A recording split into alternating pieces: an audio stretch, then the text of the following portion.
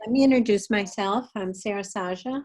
I'm a professor in gerontology at Weill, Cornell Medicine. I'm in the Division of Geriatrics and Palliative Medicine. I'm also the director of our new Center on Aging and Behavioral Research, and I'll talk to you about that in a minute. I do want to acknowledge I'm going to be talking about some of our research today, so I want to acknowledge the National Institutes on Aging and Nursing Research, as well as Langlock Foundation and AT&T, who have supported our work in this area. So what I'd like to do today is just talk a little bit about our new center at Weill Cornell. We've been together for about 18 months. We started the center in June of 2018. Present some very general background on informal caregiving, and just as a caveat, informal caregiving refers to non-paid caregivers who do this voluntarily. Typically, informal caregivers are family members or friends. Talk about how we think technology can provide support for caregivers, and also present two examples from our ongoing research, and hopefully talk about some challenges and next steps. So the Center on Aging and Behavioral Research at Weill Cornell Medicine, our mission is threefold. One is to conduct research that is focusing really on how can we promote what we like to think of as successful aging. And in doing that, we really want to think about strategies that enhance the quality of life for older adults as well as their families, and address current and emerging challenges of aging. A second part of our mission is to provide training and educational opportunities for students as well as junior faculty. And a third, and this is very apropos what we're doing right now, is to foster collaborations with the community, older adults, other colleagues at Cornell campuses, and other researchers beyond Weill Cornell. I do want to say that a big part of our effort, and we spent a lot of time on this in the past 18 months since I moved here from Miami, is getting to know the community, getting to know services that the community provides for older adults, and getting to know older adults themselves, because most of our research is community-based, and we have a very strong belief in serving the community with our efforts. This is what we look like, where we sit. I already said we're in the Division of Geriatrics and Palliative Medicine, which sits within the Department of Medicine. On the bottom, you'll see little boxes. Those are examples of some of our ongoing research. Here's the current areas where we're focusing on. One is social isolation. We have a project there. I'm going to talk specifically today about family caregiving. We're also doing a project in medical decision-making. We have a project that is looking at promoting physical activity and social support for sedentary older adults. And then we have a further project that we're doing with the University of Pittsburgh that is looking at factors that predispose older people to being financially exploited. All of our projects are supported by the National Institutes on Aging. So within our center, we have two other centers. One is CREATE. This is funded by the NIH. This is a center that's been around for 20 years. The whole focus of CREATE is on older adults and their interactions with technology systems. Our goal is to make sure that older adults can use technologies that are available, and also to help ensure that technology can be used to support the independence and quality of life for older adults and their families. CREATE is a multi-site center. It involves Weill Cornell, Miami, Florida State University, and the University of Illinois at Champaign-Urbana. We recently got funded for a new center called Enhance. This is the Center for Neurocognitive Health, Abilities, Networks, and Community Engagement. I'm co-directing it with my colleague Wally Boot, and it involves collaboration with Weill Cornell Medicine, Florida State, and University of Illinois Champaign-Urbana. The goals of Enhance are to look at how technology solutions can support older adults with cognitive impairment. So we just started Enhance in October. So what's unique about our center? One is because of our focus on technology and community research, we really have a multidisciplinary approach to the study of aging. Our team includes engineers, computer programmers, people in geriatrics, neurology, behavioral sciences, etc. We have a focus on implementation science. As I said, most of our work is community-based. And we really have a very strong commitment to serving diverse populations.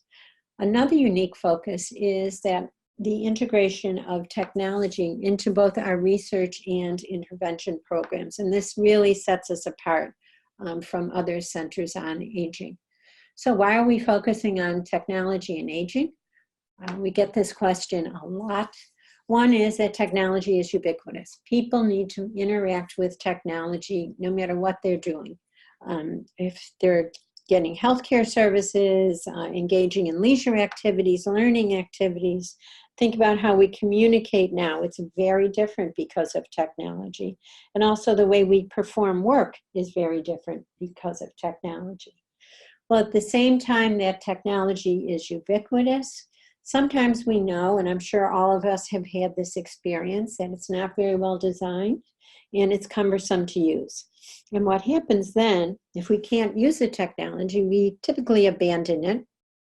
Or the other thing we do is we don't get the full benefits of the technology. For example, your iPhone is capable of, if you have an iPhone, you can do lots and lots of stuff with your phone. But if it's cumbersome to use and you haven't been properly trained, you're not going to get the full benefits of owning an iPhone. We also know that technology is dynamic and it's changing all of the time. We're now moving towards the Internet of Things where everything is connected, a lot more robotic applications, and a lot is being done, especially for older adults, in sensing and monitoring systems. And finally, we really believe in CREATE and in our new Center on Aging that technology has a lot to offer in terms of improving the well-being and independence of older people. In terms of healthcare, there's lots of telemedicine and mobile apps around, access to information and resources, lots of opportunity to remain productively engaged and cognitively engaged. Also, technology can support social connectivity, such things like email and social media. And finally, technology, which is I'm going to focus on, has the potential of providing support for caregivers. So let's talk about some family caregiver now, which is really the focus of this webinar. So some background information on informal caregiving. We all know that right now there's a change in healthcare dynamics where we're moving to more of a partnership model of care between consumers and providers. Consumers are supposed to take a more active role in the management of their own health. There's also a trend for patients with chronic conditions to be cared for at home instead of more traditional clinical settings. There's an increased reliance on non-paid caregivers like family members to provide care and support to older people with illnesses, some kind of chronic condition, or disability. Right now, about 16 people in the United States are providing support to someone with dementia. These numbers are going to increase as the projected and estimated prevalence of worldwide of dementia increases. The majority of these people are family members and friends. I'm sure either yourself or you know someone who is providing care who has some form of dementia or Alzheimer's disease. In 2017, just to show you the level of support, informal caregivers provided an estimated of 18 billion, not million, but billion hours of care for someone with AD or another dementia. That is really, really significant. We also know that caregivers are very diverse. Okay, not all caregivers are alike. They vary according to their race, their socioeconomic status, how they're related to the care recipient. Is it a child? Is it a spouse? Is it a friend? What's the nature of the caregiving activities? Why are they a caregiver? Do they have a choice? We also, and this is something that we work on in our research, the needs and health of caregivers are often overlooked. A lot of times, and this is not incorrect, of course, a lot of focus is on the health and the well-being of the patient while neglecting to pay attention to the health of the caregiver. And the landscape of caregiving is changing. There's increasing number of male caregivers. Caregivers are becoming more diverse as our population is becoming more diverse. The duration and intensity of caregiving is increasing as people with chronic conditions are living longer and more care is provided in the home. And the complexity of caregiving is increasing. And I'll show you that in a second. If we look at caregiving tasks, what is it that caregivers do? Of course, this varies considerably over the course of the caregiving trajectory. What we do when we first start caregiving, think about dementia, as compared to what happens when we're engaged in caregiving when the patient is in later stages of the disease, is very different. It also varies according to the caregiving situation. Is an acute caregiving situation, for example, you're caring for someone who just had hip surgery, or is it a more long-term caregiving situation where you're caring for someone who has a chronic illness? But what can caregiver tasks include? Certainly a big thing that caregivers do, and this is often very, very stressful, is care coordination, where caregivers are expected to coordinate medical appointments, medical diagnoses, medical advice from a number of specialists. Also having to deal with insurance companies, which in and of itself is stressful. For example, if I take my loved one to respite, is this covered by my insurance? If I buy this piece of equipment, is this covered by my insurance? These are very complex issues. Our healthcare landscape, as you know, is very, very difficult to transverse. Personal care tasks. Many caregivers, especially caregivers of people with later stage dementia, are involved in things like bathing their loved one, helping them eat, toilet, or transfer. Household tasks. A lot of caregivers are not only caregivers, but they're maintaining not only their own house, but maybe that of their loved one. So they're doing, I had a colleague whose mother passed recently, but he had been caring for her for the past 10 years. And every Friday, upon coming home from work, he would do all of her shopping, and he also managed all of her finance, while at the same time, he was the primary person involved in coordinating her care. Now, this is where caregiving is changing. Because of, as I said, there's more care for chronic illnesses going on in the home environment. Many, many caregivers are involved in medical or nursing tasks, managing medications, operating medical equipment, wound care, use of assisted devices, and finally, caregivers provide a lot of emotional, cognitive, and behavioral support. So you can see that what caregivers do, of course it varies according to the situation, but caregivers assume a lot of activities. So what do we know? This is just looking at this a little differently, looking at how stages in the caregiving tasks unfold over the stages in the caregiving directory. So we can see this is for Alzheimer's caregivers. We can see, for example, that as care demands increase, so do things like responsibility for personal care, managing acute care symptoms. And then when we get towards the end of life care, we have to start thinking about minimizing suffering, symptom control, and advanced care planning. So what are given all these demands on family caregivers or informal caregivers, what are the consequences? Certainly we know that many caregivers experience positive results from caregiving. It provides for them an experience of personal growth, an opportunity for them to give back to someone they care for, or perhaps someone who has cared for them at some point in the past. It also, however, the literature is quite substantial here. It can have a very negative impact. About 50% of caregivers meet diagnosis for clinical depression. They use prescription drugs more than non-caregivers for things like insomnia or depression. They tend to neglect their own health, and as many become caregivers for extended period, develop physical comorbidities of their own.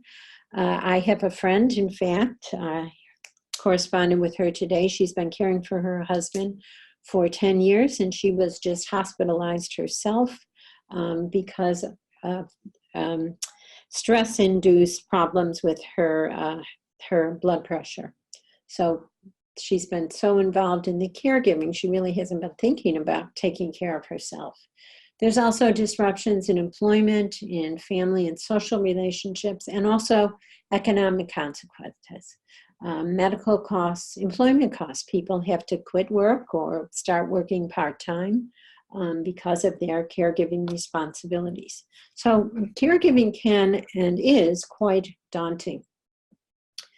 So what are we doing about it? There's been a lot of studies that have been aimed at developing ways to help informal caregivers. And on average, what we know that things like skill building, counseling, support groups are pretty successful in improving outcomes such as caregiver burden, depression, caregiving skills. Caregivers, you know, when you become a caregiver, you're not exactly trained to take on caregiving responsibilities. So many interventions are directed towards imparting caregivers with the skills that they need. However, even though these programs are available, many caregivers do not have access or take advantage of these programs because of logistic problems. They have no one to leave their loved one with. If they attend a support group, they're not aware of the programs. They can't get to them because of transportation problems, etc. So we have been thinking about how can we use technology to deliver these interventions to caregivers. And we're not the only ones thinking about this. Our other colleagues have been thinking about this as well. And what we found is that technology is increasingly being used as a way to bring services to caregivers in their own home. And overall, we find that these approaches are feasible. We can do it. Caregivers like it. And these programs can be very beneficial or efficacious. So how can technology help support family caregivers? What is the potential role of technology? Certainly, technology can facilitate access to healthcare professionals, family members, other caregivers, permits access to a wide array of information and services, offers support for problems with social isolation, provides opportunity to monitor one's loved one, especially if one is working or doesn't live with the care recipient. So there are things like telemedicine applications, interactive communication systems, lots of informational websites, for example, the Alzheimer's Association, the Family Caregiver Alliance. They all have some very useful, the National Institutes on Aging, all offer very useful information for caregivers on their website. As I said, they're sensing monitoring systems and technology-based intervention programs. Here's a few examples. There's an older adult who is communicating with her tablet to a loved one. There's also apps, for example, that help track someone in case they get lost or are wandering. There are wearables that help with monitoring, and you can see a telemedicine application. And here, as I said, are a few of the websites that I mentioned that have information for family caregivers. And what we know is, and this is some relatively kind of old now, we're already at 2019, but a lot of caregivers actually use the internet to go online to access information, and that is to find out information about their loved one's illness, to participate in online social groups related to health, or to gather support from family or friends. So let's talk now about some of the potential advantages of this technology. Well, certainly one thing we found is caregivers don't have to travel. They don't have to come to clinics or to Weill, Cornell to participate in our resources. As I said, they have access to a wide array of information, access to other services, to long-distance family members or friends, and technology, and we haven't done enough of this yet, I think, can be used as a potential tool or therapeutic tool for the patient. We're doing a study now that I'm going to talk about where we're starting to explore this use of technology a bit more.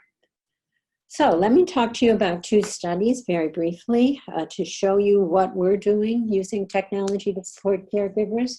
This is a study we just finished. It was funded by the National Institutes of Health. And we were really interested in looking at the acceptability of a culturally tailored technology-based psychosocial, meaning it was a non-drug intervention for family caregivers. These caregivers were taking care of patients with Alzheimer's disease. We were interested in looking at the impact of the intervention on things like caregiver distress, burden, their skills. We wanted to look at ethnic differences in response to the intervention. Our goals were really to deliver a program that improved the quality of life for the caregivers and could be broadly implemented. That's why we were using technology. This is our study design. It was a randomized controlled trial. People either got the technology intervention or a nutrition control condition. We had 2 follow-ups at 6 months and 12 months, and there was a baseline assessment. Here's our demographics. We actually enrolled 242 caregivers. By the way, this study was done in Miami when I was at the university there. Caregivers were primarily female. That's not surprising. About half were spouses. The other were children or friends. About 40% were employed.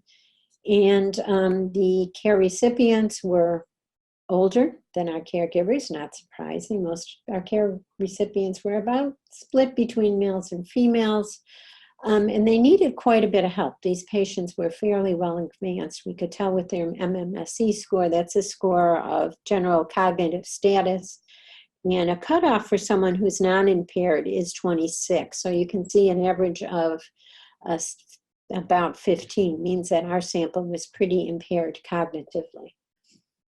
This was our intervention. We delivered it using a tablet in the caregiver's home, 6 months in duration. We tailored it to the needs of the caregiver. There were 2 home visits where our interventionists went into the caregiver's home. We had individual skill building sessions. These were one-on-one sessions between the caregiver and our trained interventionist using video conferencing. We had both skill building and expert videos to support this, video support groups, and lots of other things like a blog, tips of the week, a resource guide, etc. Just showing you an example here. These are 2 support groups for the project. On the top, we have 3 caregivers and my colleague, Dr. Jimenez, who was running the support group. This was all done virtually, so Danny was in his office, and these caregivers were in the comfort of their own home. And on the bottom, we see a similar scenario where on the top left-hand corner, you see my interventionist, Alyssa, and 3 other caregivers participating in this group from their own home. So what have we found? Well, we're pretty pleased. The caregivers who received the intervention reported that they felt much less burdened. They had lower symptoms of depression, less negative interactions with their loved one. They felt more support socially, and they really liked the intervention and found it to be valuable. We also found that if we looked at ethnic differences, that our African-American caregivers really had much more positive perceptions of the caregiving experience compared to white Caucasians, and they reported more social support and more family obligation. And I think these are very important and interesting findings. And they really underscore the fact why we can't just design one intervention to fit all. We have to tailor it to the characteristics of the caregiver. Here's some of the quotes that we got. We love to read these quotes. These are from our actual caregivers in the study. They really liked the support groups and the fact that someone actually was interested and helping them. It really helped them cope with the caregiver situation. So where are we now? Well, we have a new and exciting caregiver program at our new center at Weill Cornell Medicine. It's called the Care Partners Program, and we're currently enrolling participants in this program right now. And we're really, again, looking at the feasibility of a technology-based intervention. Now, what's different about this is that it includes a component for the caregiver, as you'll see, and a component for the individual with Alzheimer's disease. We're focusing on individuals with early stage Alzheimer's, so these are relatively new caregivers. And again, we're targeting white, African American, and Hispanic caregivers and care recipients. The intervention approach is dyadic, meaning we're targeting both the caregiver and the patient. It's delivered in the home using computers. We provide people with computers. They get to keep them. We also provide them with access to the internet during the course of the study. The intervention is culturally tailored and evaluated with diverse populations. Everything we do in this intervention is available in both English and Spanish. Here's some of our inclusion criteria. Because we're focusing on both, we have criteria for both the caregiver as well as the care recipient. Study protocol, as I said, it's home-based. We deliver it using a laptop. The study duration is 12 months. There are 3 assessments, one at baseline and 2 follow-up assessment, and the caregiver and care recipient get $35 per assessment. And we are conducting this in both New York City and Miami. And I want to stress, in New York City, we're conducting it across all 5 boroughs. We're also up in Westchester, Staten Island, so we're all over the place with this study. So in the caregiver component, we're really trying to help prepare the caregiver and help them transition to the caregiver role, trying to prevent caregiver distress and provide both educational and emotional support. For the care recipient, we have cognitive engagement exercises. We're also teaching them compensatory strategies. We've actually developed a very nice organizational tool, which both our caregivers and care recipients love. They get to keep it, of course. And it helps people remember appointments, important dates, telephone numbers. It's all done very nicely. And then we have a component where people work together on the caregiver and the care recipient. One is focusing on communication. Another is engaging in stress management activities, in pleasant events, get away from the disease focus, and also on well-being. This is what the home screen looks like on the laptop. This is the caregiver's home screen. So they have a current topic like stress management. Anything we've already talked about goes in a library. There's messaging, there's video conferencing. So everything is done virtually, and there are support groups. Here's what another page looks like. So if we have a one-on-one session between the interventionist and the caregiver, for example, on stress management, we also have to enhance that one-on-one session. We have skill building videos, learning videos, and information tips, all related to the same topic of stress management. Here's some review material, so you can just get a sense of what the program looks like. So that's the program we're currently enrolling. We have right now about 100 caregivers between the 2 sites and care recipients enrolled in the program. We just looked at some preliminary data, and people are really enjoying the program and find it very valuable. So we're getting some very nice quotes from our caregivers. We also have a very high retention rate. People, once they're in the program, are not dropping out. And we're very, very pleased about that. Okay, so that's the end of my formal presentation, and I'm happy to entertain any questions. Thank you, Doctor. I think we do have 2 questions. I don't know if you can see the screen on the bottom where it says Q&A. That Yeah. application has 2 on it. So you can read it. I think one person asked a question. Yeah, I think I can share the slides, except the slides that have the data from the one caregiving study, because that hasn't been published yet, so I cannot share that. And yes, I use Zoom. No, for the video conferencing, we use Skype, but I think we're going to go to Zoom next, or One Click, because they're much easier. Yeah, I think Zoom is user friendly and Yes. Skype. Yes. But we'll get used to it faster than Skype. Sorry. If anybody have any question, please add it on the Q&A. I know there's 2 listeners, so if you have any question, Doctor, can you share your information again that I can read it to them? Because we have 2 people that's in the call, but they're not online. Oh, sure. My information in terms Yes. of how to contact me? I'm sorry? Which information would you like me to share? Your contact information. Oh, sure. You can email me, sjc7004@med.cornell.edu. Okay, thank you. And then also, if anybody has any question regarding our services from PSS, you can reach out to me. My name again is Czaja. It's SJACQUES, or you can call our hotline number. That is 1-866-868-1617. Okay. You're right. Thank you, everybody, and happy holidays. Happy holiday, Doctor. Thank you. Bye-bye. Bye-bye now.